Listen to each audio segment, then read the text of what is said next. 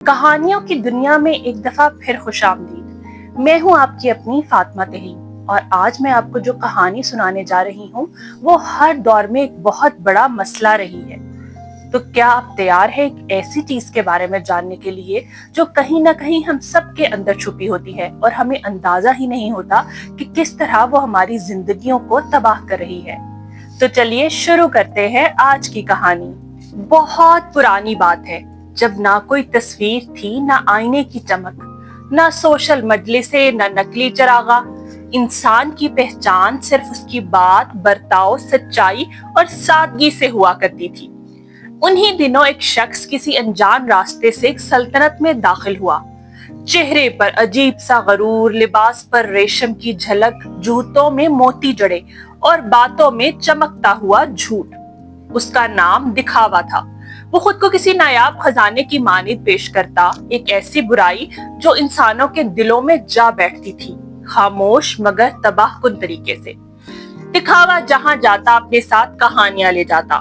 मेरे घोड़े की ज़ेन सोने की है, मैंने पहाड़ के पीछे वाले देव से कुश्ती जीती है, मेरे लिबास आसमान से उतरे हैं।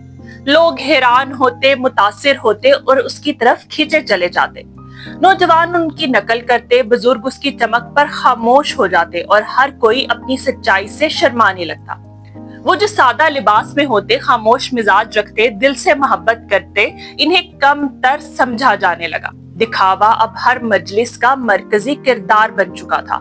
दावते, एजाज, सलाम, ताजीम, सब कुछ दिखावे के नाम। लोग कहने लगे उसके पास जादू है, वो जिसको चाहे बादशाह बना दे, वो जिस जमीन पर चले वहां खजाने निकल आए।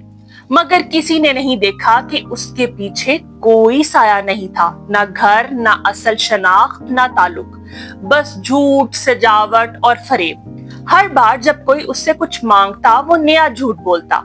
कल ही बादशाह ने मुझे अपना मुशीर बना दिया है, समंदर के नीचे मेरा महल है, मेरे पास जो इल्म है वो सितारों से आया है।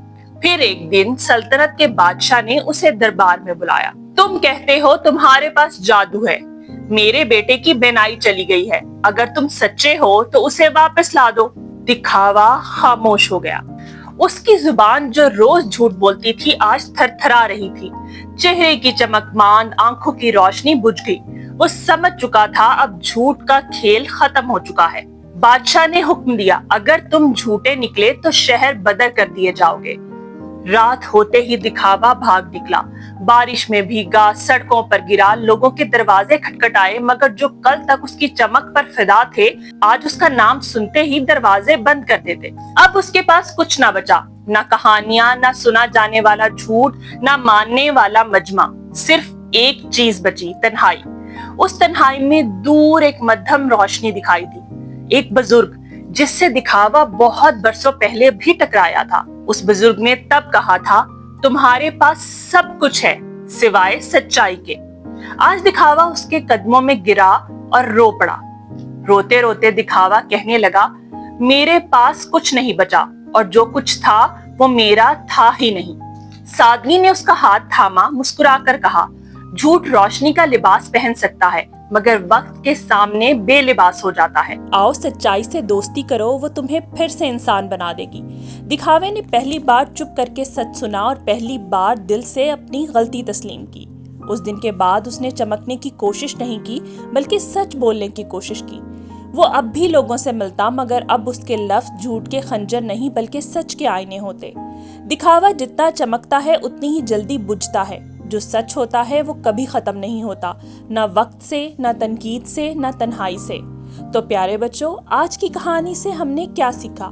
हमने ये सीखा कि ज़ाहिरी दिखावा सिर्फ और सिर्फ इंसान को मुश्किल में डाल सकता है और इंसान की सबसे अच्छी दोस्त उसकी सादगी और सच्चाई होती है। इसलिए हमेशा सच का साथ दें और सादगी अपनाएं।